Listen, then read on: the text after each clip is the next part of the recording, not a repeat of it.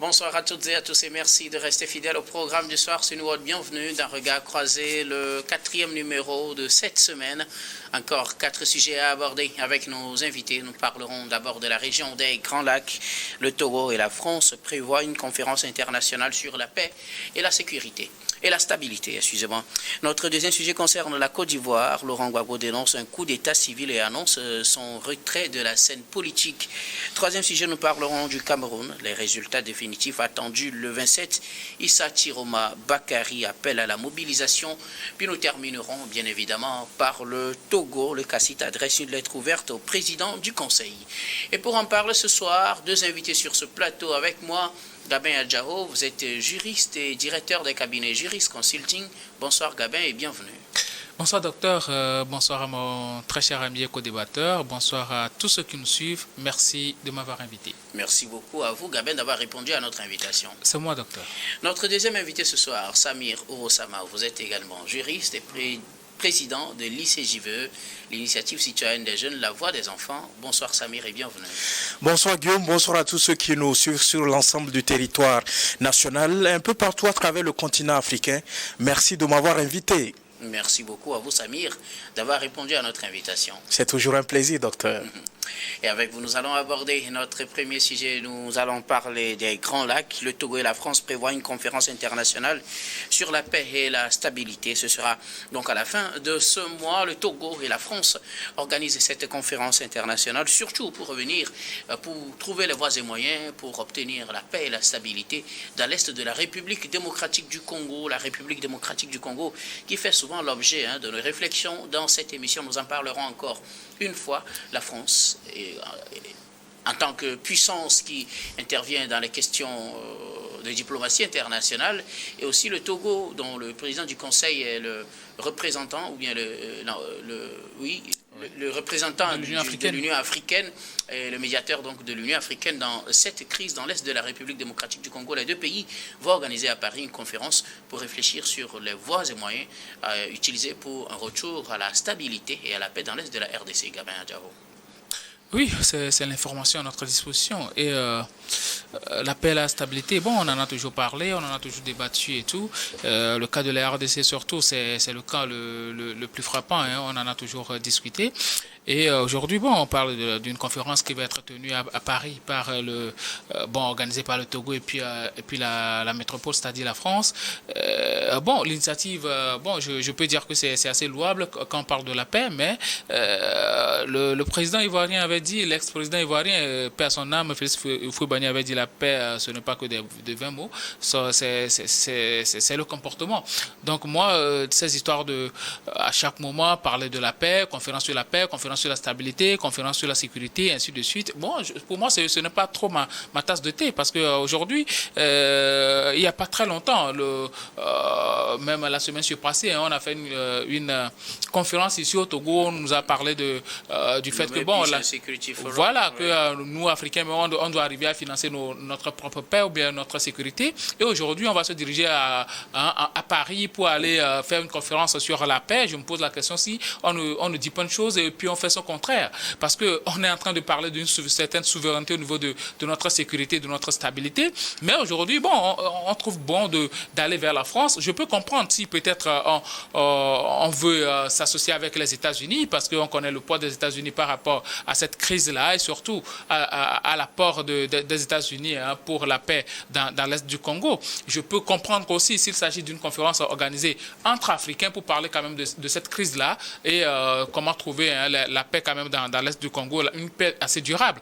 Mais aujourd'hui, on nous parle d'une conférence qui va être organisée par le Togo et puis la France. Ça me tourne un peu la tête. Je me pose la question de savoir si aujourd'hui la France a eu un intérêt particulier à ce qu'il y ait la paix quand même dans l'Est du Congo. Mais nous, Africains, on a un certain intérêt à ce que le Congo arrive à retrouver quand même sa paix.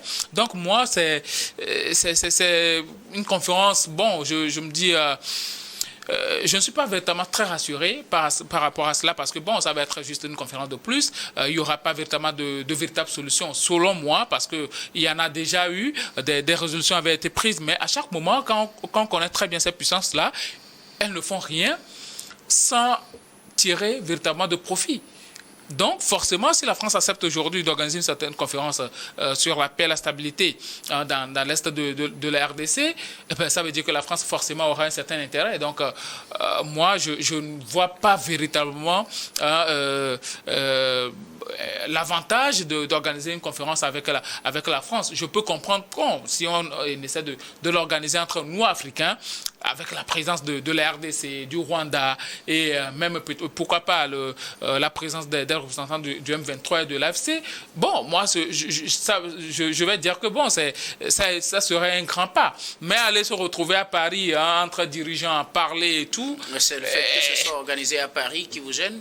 Oui, mais ça me gêne. Pourquoi? Ça me gêne. Ben, on parle de la paix au Congo, la paix sur le continent africain. Tout à l'heure que vous seriez partant si les États-Unis étaient le pays co-organisateur. Oui. Alors, non, pas les États-Unis, pays co-organisateur, mais les États-Unis peuvent participer quand même, comme peut-être un pays invité. À cette conférence-là, parce que les États-Unis ont participé quand même, un tant soit peu, à une certaine stabilité dans cette zone-là pour le moment. Vous avez voyez aussi le Lomé Peace and Security Forum tout à l'heure, oui. Ça fait partie d'un ensemble d'actions que le Togo mène pour la paix et la stabilité, non seulement sur son territoire, mais aussi en Afrique. Et le Togo est engagé, comme vous le savez, dans l'Est de la République démocratique, pour la paix dans l'Est de la République démocratique du Congo, parce que le Togo est désigné par l'Union africaine pour jouer ce rôle. Et la France, qui aussi veut la paix et la stabilité dans l'Est de la RDC, a jugé bon de s'associer au pays qui représente l'Union africaine, c'est-à-dire le Togo. Moi, il y a quelque chose que je veux comprendre. Parce que, déjà, tout au début, l'Union africaine avait déjà engagé Joao Lourenço dans cette affaire. Il a essayé de faire tout ce qu'il peut pour que, la paix puisse revenir entre la RDC et puis le Rwanda et puis le M23 et l'AFC.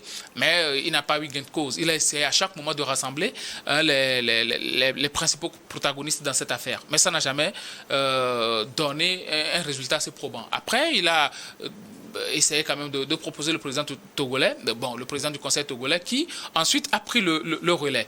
Mais nous savons très bien que celui-là qui a eu à faire quand même essayer d'apporter beaucoup plus, c'est Washington qui a apporté beaucoup plus dans cette histoire de paix. Et aujourd'hui, moi je me dis, si aujourd'hui la France appelle le Togo en appui à cette conférence-là, pourquoi le Togo va y aller? Puisque le Togo est engagé pour... Le Togo est engagé, le président du Conseil togolais est engagé dans cette histoire, mais nous savons très bien que cette histoire dépasse véritablement l'Afrique. L'Afrique a apporté ce qu'elle peut, mais ce sont les États-Unis qui ont apporté beaucoup plus. Aujourd'hui, la France essaie juste de tirer profit quand même de ces négociations-là et essayer de voir dans quelle mesure elle peut aussi venir dans ce pays et puis prendre une certaine partie pour que la France ou bien les entrepreneurs français ne perdent pas leurs entreprises qui sont déjà en RDC. Donc moi, à un moment donné, je me dis, nous, Africains, nous devons nous prendre au sérieux. On a parlé de ce sommet-là de peace and sécurité au Togo. Le point essentiel sur lequel le président du Conseil togolais a mis l'accent, c'est que nous devons prendre en charge notre paix, notre stabilité, notre sécurité, nous, Africains. Donc, je ne vois pas la raison pour laquelle nous, Africains, on va encore prendre notre argent, mettre du fuel dans nos avions pour se déplacer à Paris pour discuter de la paix qui, dans les normes, peut-être même à Paris, là-bas, il n'y aura pas tous les pays africains. Vous voyez? Donc, moi, je me dis, nous devons nous prendre sérieusement, nous devons nous prendre véritablement au sérieux pour savoir que tout dépend de nous ici. Nous devons réfléchir entre nous, Africains, et savoir régler nos problèmes. Ce n'est pas la peine, donc, selon vous, d'aller à Paris pour cette conférence. La France voyait tout cela, les tueries et autres là, mais est-ce que la France a déjà prononcé? Non, jamais. Maintenant, elle veut tirer profit. Merci beaucoup à vous, Gabin Adjao. Alors, Samir Ourosama, le Togo et la France co-organisent cette conférence internationale pour la paix et la stabilité dans l'Est de la République démocratique du Congo. Le Togo est le pays désigné par l'Union africaine pour mener cette négociation ou bien cette médiation. On sait qu'il y a plusieurs processus, dont celui de l'Union africaine, mais aussi celui qui se mène sous l'égide de Washington aux États-Unis. Ben écoutez, docteur Guillaume, cela suscite en moi plusieurs observations. La première observation, c'est que quand vous parcourez un peu tous les textes fondateurs des organisations sous-régionales, des organisations continentales, des organisations internationales, vous vous rendrez compte que les textes fondateurs ont prévu un certain nombre de dispositions qui incarnent la mission de ces organisations-là. Quand vous prenez par exemple l'Union africaine, dont l'une des missions est d'assurer la paix, la sécurité et la stabilité sur le continent en incluant la lutte contre le terrorisme, l'UA peut intervenir dans un État en cas donc de crimes de guerre, de génocide ou de crimes contre l'humanité. Quand vous prenez la communauté économique des États de l'Afrique centrale, quand vous prenez la communauté des États de l'Afrique de l'Est, quand vous prenez l'ONU, qui est censée garantir la paix et dont la mission de maintenir la paix et la sécurité internationale, protéger les droits de l'homme, fournir l'aide humanitaire, promouvoir le développement durable et de faire respecter la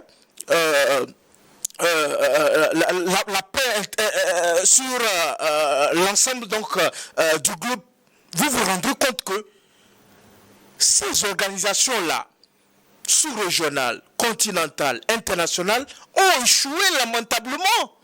Ils ont échoué à apporter une assistance humanitaire à des Africains qui vivent l'enfer dans cette partie de la République démocratique du Congo et de façon globale dans la partie donc de la région des Grands Lacs. Parce que quand vous prenez ce qui se passe au niveau de l'Est de la République démocratique du Congo, au niveau donc du Nord Kivu, du Sud Kivu, au niveau donc des territoires de l'Est de la République démocratique du Congo, vous vous rendez compte que ce qui se passe là-bas, c'est plus qu'un génocide, c'est plus qu'un crime contre l'humanité. Ce n'est pas différent de ce qui se passe à Gaza, ce n'est ni différent de ce qui se passe en Ukraine. Et vous avez vu la mobilisation internationale autour de ces situations-là à Gaza, en Ukraine, et donc face à cette situation-là, et au regard des rapports qui ont été publiés par les organisations internationales, notamment Human Rights Watch et certains organes donc, de l'Organisation des Nations Unies, il était impératif qu'on apporte une réponse humanitaire à cette situation cruciale que vivent donc les populations au niveau de l'Est de la République démocratique du Congo. Donc quand vous prenez un peu les raisons avancées, le Quai d'Orsay estime qu'il y a plus de 7 millions de personnes qui sont aujourd'hui déplacées au niveau de la République démocratique du Congo. Donc quand je parle de Quai d'Orsay, c'est le ministère des Affaires étrangères donc de la France. Et il y a 27,7 millions qui vivent en situation d'insécurité alimentaire. La région compte plus d'1 million de réfugiés congolais. Et donc, cette région-là a subi énormément de violences sexuelles. On en a rappelé ici sur votre plateau. Donc, cette population-là, qui est oubliée au niveau donc de l'Est de la République démocratique du Congo, a besoin donc d'une réponse appropriée. Aujourd'hui, je suis de ceux qui saluent l'engagement diplomatique et humanitaire donc de la France en faveur des Grands Lacs. Et donc, qui va donc contribuer à une stabilité durable de la région. Vous croyez plutôt deuxième élément à cette conférence? Absolument. Je suis pour cela parce que, au regard des initiatives qu'on a vues de part et d'autre, notamment des États-Unis, du Qatar, à aucun moment ces initiatives n'ont jamais abordé cet aspect aussi important, parce que là, il s'agit des droits de l'homme, il s'agit de la dignité, il s'agit de l'humanité. Personne n'a accordé une certaine importance. Aujourd'hui, voilà la France qui organise cette conférence, parce qu'il est important qu'on précise cela. Et j'invite tous nos concitoyens à aller sur le site officiel du Quai d'Orsay. C'est la France qui est organisatrice de cette conférence-là, en étroite coordination avec le Togo. Le Togo, non pas en tant que État souverain indépendant sur la scène internationale, mais en tant que ce pays-là qui a su la médiation de l'Union africaine dans cette crise-là. Donc il était important qu'on nous associe parce que le président du Conseil a entamé un certain nombre de consultations avec les différents acteurs. Et moi j'ai aimé une approche assez intéressante de la France qui a invité à Paris les organisations internationales et les organisations locales qui interviennent au niveau donc de l'Est de la République démocratique du Congo pour qu'ensemble ils réfléchissent à des initiatives concrètes afin de soulager un peu la souffrance de ces populations-là qui se déplacent chaque jour, parce que ce que les médias ne nous montrent pas, attendez, ce qui se passe là-bas, c'est plus que ce qui se passe à Gaza, C'est plus que ce qui se passe au niveau de l'Ukraine. C'est de l'atrocité humaine. C'est du génocide. C'est du crime contre l'humanité. Donc aujourd'hui... Parce que là, finalement, vous n'alignez pas trop d'adjectifs pour cette situation dans l'est de la RDC, puisque le président congolais l'a fait, mais ses qualificatifs n'ont pas trouvé un écho favorable auprès de certains pays. Mais aujourd'hui, vous avez déjà qu'il y a un début de réponse donc à cette situation. Parce que les objectifs qui sont visés par cette conférence, mobiliser la communauté internationale face à la situation humanitaire préoccupante qui sévit donc dans l'est de la République démocratique du Congo, notamment dans la région des Grands Lacs, urgence d'une réponse concrète aux besoins des populations et ensuite aborder l'approfondissement indispensable de l'intégration économique régionale qui est un aspect de l'accord de Washington, vous vous rappelez bien, de faire en sorte que les États au niveau donc de la région des Grands Lacs puissent avoir un mécanisme de coopération économique afin de mettre fin à leurs divergences et de faciliter l'intégration économique donc des populations de part et d'autre. Donc aujourd'hui, c'est une bonne chose parce que nous nous sommes rendus compte que face à cette situation alarmante et préoccupante, l'ONU a échoué à apporter une réponse humanitaire, l'Union africaine a échoué à apporter une réponse africaine à cette situation de crise humanitaire, la CEAC a échoué, la communauté des États de l'Afrique de l'Est a échoué également. Donc je pense qu'il est important de saluer ce début de solution, même si elle n'est pas africaine, c'est une bonne chose. La France, au regard de tous les rapports qui sont publiés, n'est de loin ni de près associé à ces atrocités qui se passent au niveau donc de l'Est de la République démocratique du Congo. Merci beaucoup à vous, Samir. Rossama, oui, apparemment vous n'êtes pas du même avis. Vous pensez toujours que si la France s'associe à cette organisation, elle ne va pas marcher? Ben, la France veut juste se faire voir dans cette crise-là. La France veut juste se faire voir, parler pour qu'on sache que... Justement, écoutez, la France, qu'est-ce qu'elle aurait fait à ce point où vous pensez qu'elle veut juste se faire voir et que les autres ne le font pas pour se faire voir? La France veut juste se faire voir. Il n'y aura pas de véritables actions lors de cette conférence. Ce sera juste des débats, des résolutions qui seront prises sans pour autant être implémentées sur le terrain. Moi, je me dis, si on veut être véritablement sérieux, il y a des résolutions qui ont déjà été prises lors du sommet de Washington. Déjà, dans le pré-accord, il y avait des mesures qui ont été prises, il y a des points qui ont été énumérés et qu'il faut respecter. À chaque moment, il y a de ce genre de choses, et même après la rencontre de Doha, il y avait des résolutions qui ont été prises. Ces résolutions-là, je ne sais pas en quoi les résolutions de France qui seront prises en France vont différer. Donc moi, je me dis, si on veut véritablement être sérieux, on doit faire en sorte que les résolutions qui ont été déjà prises à Washington soient respectées. C'est tout. C'est tout. On n'a pas besoin de faire une conférence sur la paix et la stabilité en France pour le continent africain ou même pour l'Est de la RDC. On connaît les besoins. On connaît les réalités sur le terrain. Qu'est-ce qu'il faut apporter? Les populations attendent juste la paix. Et aujourd'hui, c'est vrai, ça fait déjà un bon moment, après même l'accord de Qatar, qu'il n'y a plus de violence, d'attaques et autres là dans l'Est de la RDC. Il faut travailler à pérenniser cela. Ce n'est pas une conférence à Paris. Est-ce que les populations sont à Paris? Est-ce que les groupes rebelles et autres là sont à Paris? Est-ce qu'ils savent ce qui se passe là-bas? On doit poser de véritables actions sur le terrain. C'est ça le problème. Donc la France aujourd'hui veut se faire voir dans cette crise pour dire que non, je ne suis pas à l'écart. Quoi qu'il en soit, je suis en train de réfléchir, je suis en train de peaufiner un certain nombre de choses pour la RDC. C'est une manière de s'asseoir dans cette crise-là par le biais de la diplomatie.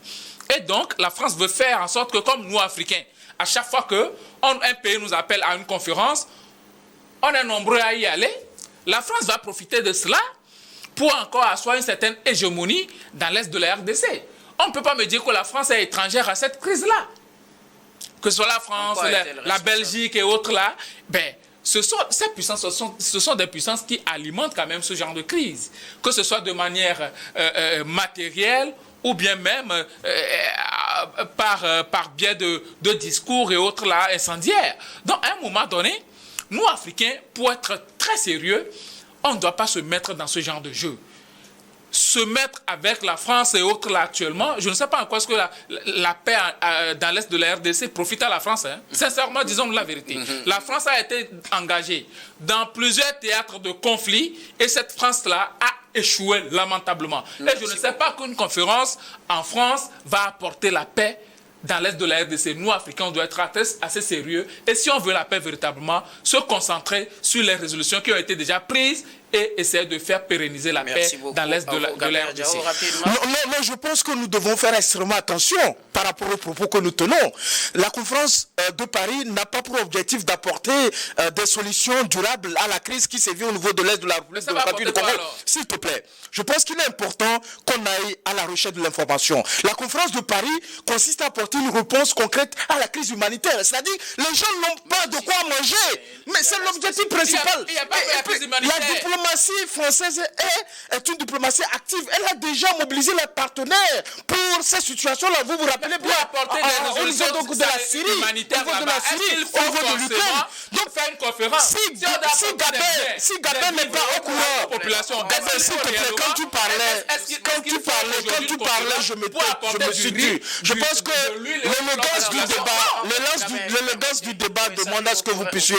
Je pense qu'il est important qu'on puisse mesurer la situation que nos compatriotes africains vivent au niveau donc de l'Est de la République démocratique du Congo. Ces gestes-là, ils n'arrivent pas à vaquer librement à leur occupation à cause des violences. Ces gestes-là sont des populations déplacées. Ces gestes-là sont des populations réfugiées.